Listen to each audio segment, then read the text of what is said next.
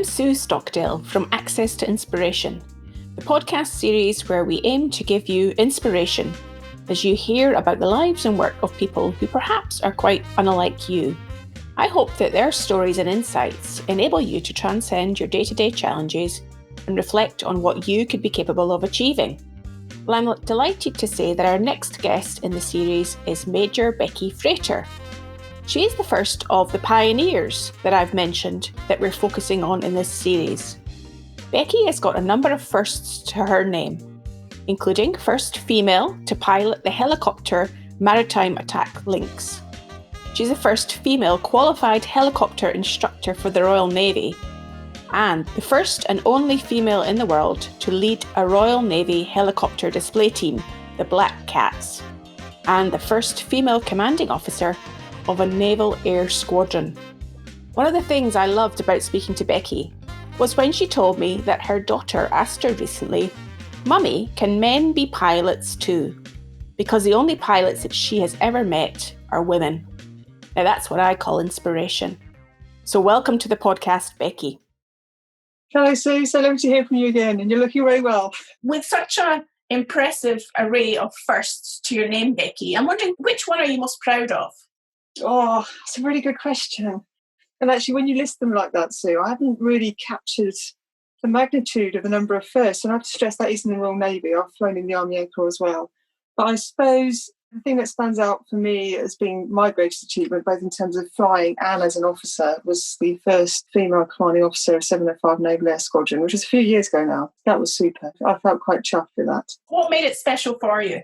I think, well, because it was a career goal. So when you join the military, especially an officer, it's all about command and leadership. Also being a good aviator. So hopefully that also was warranted in my selection. That was my dream role and I managed to get it. So I was delighted. And it was also the same year that I had Lucy as well. So within about 3 months, I was not only became a mum, but I also was told that I was going to be a commanding officer. So that was really great. So for me, that was a bit of a real milestone in my career, a big achievement. And the job delivered as I expected it to. I absolutely loved it. It was really, really good. Fantastic. What an accolade and a special year that you had then by the sounds of it. If I could take you back to when you were a young Becky and thinking about at school what you might want to be when you grew up, what was in your mind then? This is a great question. I've been asked this question so many times, and I do cast my mind back to my young self, which was actually quite a few years ago now. And I honestly don't really remember having any set idea of a career. Now, I was in the Air Training Corps, because obviously I've spent most of my career flying helicopters and teaching. So I was in the Air Training Corps. I suppose the military really was there right from the outset. It was an instinctive a part of my character. It's what I wanted to do. But to be a pilot, it really didn't cross my mind at the age of 14, when you're starting to make these informed choices, aren't you? Your personality is starting to form and develop, where you sort of thought what I wanted to do, because women couldn't fly then. So I was connected with the Royal Air Force for the Air Cadets, but there was no option to fly. And I can remember when I was awarded a book prize at school, and the headmistress awarded me the prize. I said, "What do you want to do when you grow up?" And I said, "I want to fly. I want to be sort of in the aviation sector. I want to fly." And the immediate assumption in those days, and this is like mid-80s, remember, was that I'd go the air, more of these sort of air hostess kind of role, as opposed to air crew and flying at the front. So I guess what I really wanted to do was be a teacher, because that's what I ended up doing initially. But just because the option to be a pilot then really didn't seem to be a realistic one. So why would you strive for it? But that's how much it's changed. You can't imagine young women being told that now. You can't imagine that mindset amongst young, my daughter who's growing up. She asked a great question the other day. She said, "Mummy, can men be pilots as well?" Because obviously early pilots she's ever met have all been women. So I think in terms of the generation at the time, I guess I wanted to be a teacher, which ultimately I have done through flying, because I actually instruct people to fly helicopters as well. A difficult question to answer. And what is it that you love about aviation? It's a thrill. It's an absolute thrill. I'm not going to get too emotional about it, but yeah, and it's different, and it's got a wow factor, but it's also incredibly challenging. It's an occupation that will bite you with any lapse of concentration. So you have to remain alert. You have to be on your A game all the time. And I love that sense of adrenaline. And there's an element of danger to it. It's a safety critical task. It can be dangerous. It's not, because a lot of danger in it is actually mitigated through excellent engineering, excellent training and so forth. But certainly that element of excitement and buzz, it can take its toll after an extended period, as I've learned also. But definitely that's the appeal and the attraction. You get addicted to it. It's really hard to explain, Sue. It's an adrenaline rush that you just can't match with anything else, really. So yeah, that's really why I've loved it. And loved it over a period of years as well. You mentioned there that you had gone into teaching because the aviation idea didn't necessarily exist when you were thinking about your career. How did you then move from teaching into the military? It sounds a really unrelated jump, doesn't it? Going from teaching inner city comprehensive in Bristol, which I, by the way, I absolutely loved, and really as a young 21-year-old was a great period of my life, actually, to set a certain amount of skill sets in place. And I would go back to teaching at a certain age, unquestionably, and maybe that will be my plan in the future. But I joined the military because my husband at the time, we'd met, we were engaged then. Some of his female friends were actually joining, going through Sandhurst, and sort of the first female intakes through Sandhurst in the early 90s. And they just loved it. They loved it. They loved the challenge, the adventure, the excitement. And so I joined the army to be a teacher. So I was sponsored by the Education Corps initially, and went to Sandhurst, having taught for 3 years. And you make a decision, Sue, and you know immediately it's the right one. And I can remember walking through the gates of Sandhurst on the 5th of September 1998, which was a Sunday, and thinking, I'm going to love this. And I did. And it was a really challenging, really rewarding year. And it was whilst I was at Sandhurst that the Army Air Corps then started opening its gates up to females direct entry. The education I'd had on flying from the Air Corps, Air Cadets when I was younger, all of a sudden it became a bit of reality. So I thought, well, you know what? I might as well just apply for it as well. I might as well give it a go. I've still got a place in the Education Corps. It doesn't come off. And then I just kept passing all the tests. I fell into it a bit by accident, so I was extraordinarily lucky. I never forget it. It was one of the most momentous turns of my life, sliding doors as you go through life. I loved Sandhurst, had a great year there, met some hugely inspirational people, but then also ultimately commissioned into the Army Air Corps. Only second direct entry female to have done that. So I still feel immensely proud of that. So much so that I got married at Sandhurst. We went back there to get married. So it's a key part of your life then. It holds special meaning. Totally, yeah. And the military's like that, Sue. You can't help it. It's not a job, it's a lifestyle. It defines your whole personality, your character, your outlook, your confidence, your skill sets. And that's why I love it so much. I won't be leaving for many years, hopefully. One of the things that I always imagine, particularly being a helicopter pilot, is rubbing your head and patting your stomach at the same time, and many more things besides. But the idea of focusing on many things at once, the height, the direction, the stability, I'm imagining at night it gets even more difficult, and landing on a ship would be even more challenging. How do you manage to contain all of those things in your head and keep focus at the same time? Well, that is exactly why I love it. I'd say flying a helicopter in its own right is quite straightforward. I think that's something you can pick up quite quickly. The thing that makes military aviation so exciting and so clinical and so demanding intellectually is the application of that aviation, the operational effect of that operation. And that's when it all starts getting busy and complicated, as you describe. And I suppose in many senses, the coordination is a bit like kicking a football. Some people just can't do it. And actually, you do see that in flying training sometimes. You see the odd student come in and you just see they're always going to be working extremely hard. Then similarly, you also get the individual where you know they're going to find it a lot more easier. So I suppose there's that aptitude, and hence why we have our aptitude tests. But ultimately, it all comes down to training. And that's something that the military do very well. The training regime and the training culture across all three services is right up there. But obviously, my exposure has been to aviation, so I'm clearly going to be biased towards that field. But I think the training that the individuals get, you almost train capacity. You almost train compartmentalisation. You almost train prioritisation. Because obviously you can't do all those things at once, although some people can. So what you need to learn is what needs to be done then, and sequence the events as well. So you sort of prioritise. But the key thing also is also teamwork as well. So you're doing all those things clearly, but you're also working as a crew, and that crew needs to work efficiently because of all the jobs that you described, especially when you're fighting an attack helicopter on the back of a small ship, which is one of the best jobs I've ever done in my life, as you can imagine. It's really important because there are so many roles to think about, but that is divided equally between the crews. But then also you complement each other as well. So teamwork's really important, but exceptional training and thorough training and uncompromising training too. So that's why I love being an instructor so much, because it's such an important role. When you say that the jobs need to be divided up amongst the team, I'm thinking about who has the job of managing one's emotions, because I'm imagining that it plays quite an important role in being effective. How do you manage your emotions amidst all these other things you're thinking about? I suppose when I'm flying, I don't really sense emotion because you're so focused on doing the job and being busy. And actually, because you're so confident in what you do, because you've done it 1,000 times in the simulator, there's an inherent confidence in what you do that you almost want the challenge just to prove that you can obviously replicate it in real time. So I think in terms of emotion, in terms of actually when you're flying, operating, I've never had a situation where I've been conscious of emotion in that sense. You're trained very thoroughly. But emotion comes into it because we're human beings, clearly. In terms of just a dynamic in the crew room occasionally, on the ground, sometimes you can get emotional because you care about what you do. And that's good. But it needs to be vented in a very kind of controlled way. But that comes down to leadership again. And again, that's something that the military do so well. You work for a great commanding officer, and frustrations of emotion, in whatever guise it may come from, whether it's, maybe it could be something going on at home or something actually, within your workplace. And if you've got an open command structure, which is very much the culture of aviation in the military, then those frustrations should be articulated through. And we're really encouraged to do that. It's called just culture. It's something aviation really do well, and civilian aviation, I understand. The ability to be open and honest. And hopefully, if you can talk things through, communicate and be honest with each other, emotions should be kept in check, really. But not to the compromise of safety, though, clearly. No, absolutely. You're making it sound like if you do enough training, enough times, something becomes second nature to you, so that when you go out into a real situation, you're able to handle whatever comes at you. I'm imagining then, what about the unexpected? So being under contact or being close to the enemy in Iraq on a couple of occasions, I think the one that jumps to me is having quite a serious engine malfunction on a single engine helicopter, engine failure. That was quite juicy. How did you get through that?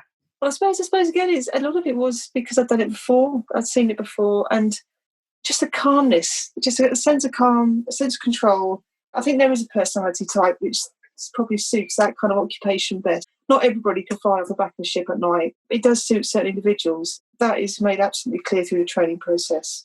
So whenever I've been faced with a real stressful situation, there have been a few, you reflect back after 21 years and you do think, wow, yeah, okay, that was quite dicey. They are few and far between because the aircraft we fly is so reliable now. And the thought process and the de-risking of actually the use of the aircraft is also carefully considered. So you're never put in a situation really where you should be so exposed. But you do generally have a calm aura about you because as a crew, you're working as a team and you focus on the task ahead without really necessarily thinking the full consequence through. Otherwise, then you probably would freak out. How did you cope with stepping into that role that you were most proud of being the commanding officer in a naval air squadron? I can remember really clearly the first day taking over the squadron.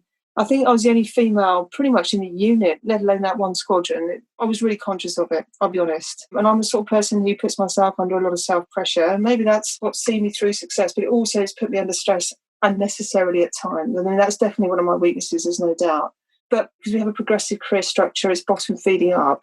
I actually knew the squadron really well. So I've pretty much done every role in the squadron before being the commanding officer, just through the way my career had been managed as a junior instructor, then a flight commander, then a training officer, then a commanding officer. So the sequence was quite natural. So I knew the squadron inside out, back to front. I actually knew most of the guys there anyway. But still, nonetheless, I was aware of it. I was aware.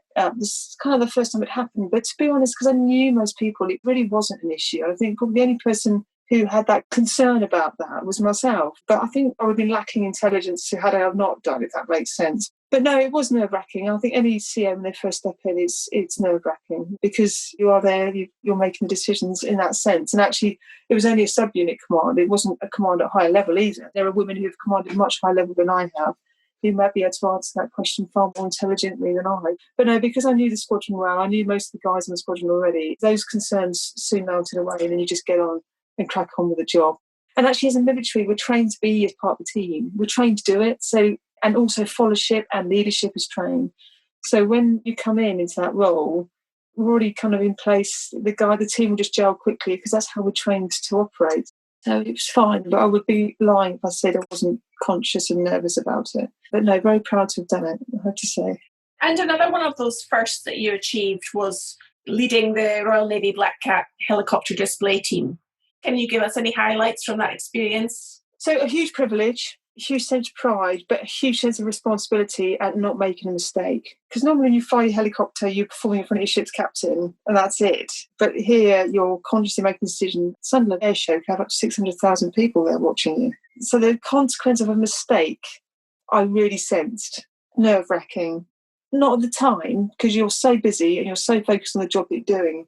It was only on the end of a last display, which was at Duxford actually, did you then have that kind of sense of, relief, we've got through that safely. But the actual flying is actually probably not as dynamic as it looks. Obviously, the display is designed to look dramatic and dynamic. Clearly, it's not, because it's not dangerous. We train and we practice it through. And the chap who flew the other helicopter, who was Black 2, while I was Black Lead, is a really good friend. So there was inherent trust there. We've known each other for many years. And by the end of the display season, we were almost a think for each other. My lasting memory, and I think it's probably true actually of aviation and military helicopter career, is just the sheer intensity, the focus and the, well, for me, to do it to the level that I like and wish to, and I always put myself under huge pressure here, but I like to be the best I could possibly be for safety reasons more than anything. It's just the sheer mental focus that's required from it, and that should never be underestimated. And I think over a 21-year career, you have your ups and downs on that. You have periods where you can focus intensely for several years, like I did for when I was displaying and so on. But then you do need that period of recovery almost, but then thrown back into an intense role again. You can't sustain that for 21 years without you having an incident. So again, that's something that the military manage really well. I can imagine that anybody going through that experience, the intensity, the focus, the concentration that's required to then go, phew, kick back, go home, put their feet up and have a glass of wine. How does it work for you? That's what happened when I was CO 705. So I just had a little one, little Lucy, came into our lives, completely unexpected. And then I was sent away up to Shawbury to be the CO, which was great. I loved it. But no, obviously an amazing husband to support me to do that.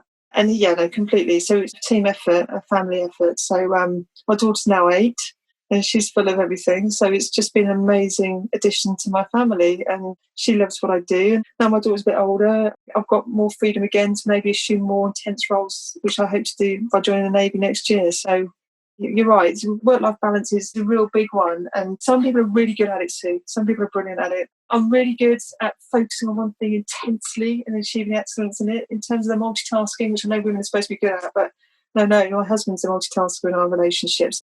I'm very lucky that I can still pursue my passion, which is flying and instructing people to fly in the military, and still have a wonderful family life. But that's all purely because of my husband. I think it's the same for everybody now, because I think most partners do both work now, so just because I have to. So I think that's true. And actually, you can see a much more flexible, compromising career structure now in the military to accommodate both partners working, which is very welcomed, which is great, which takes even more pressure off. So I'm just wondering, if you were to have your ideal day or even moment of relaxation where you weren't having any intense concentration, no family distractions, what would relaxation look like for you?